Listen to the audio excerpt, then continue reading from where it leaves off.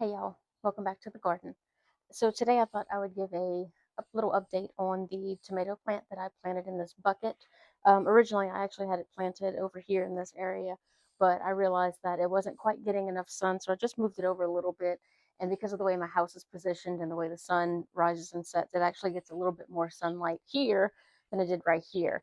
In case you didn't know, tomatoes actually require about 6 to 8 hours of sunlight a day for them to really thrive in their environment.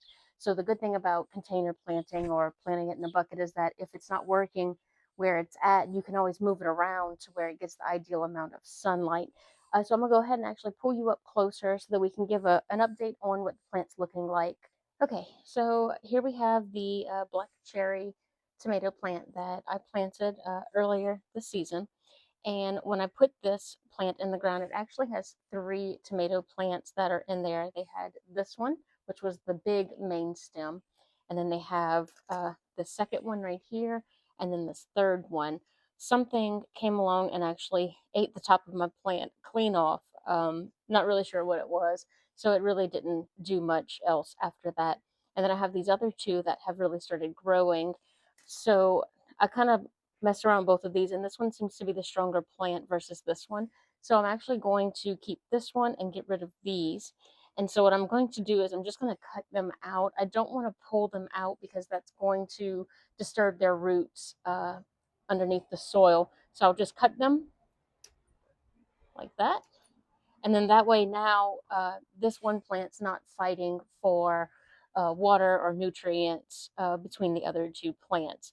So this guy's ready to go now. I'll move my little tag a little bit closer. And also while I'm here, I'll go ahead and show you how I check for the moisture in my potted plants to see if it's ready to be watered or not. I'll just stick my finger straight into the dirt like that, and it comes up, and as you can see, like, the dirt is stuck to my finger, so it is pretty damp. But I stuck my finger up into my knuckle right here, and so this top part's a little bit dry, so it kind of tells you how wet the soil is. So deeper down it's more wet than the top, so I'm actually going to go ahead and water it, which I was planning to anyway, because it's a potted plant and it needs to be watered very often, especially down here in South Louisiana. It gets hot every day starting in the springtime. But so far, that's about it for this plant. It's doing well, and I'm pretty happy with its progress. Thanks for watching.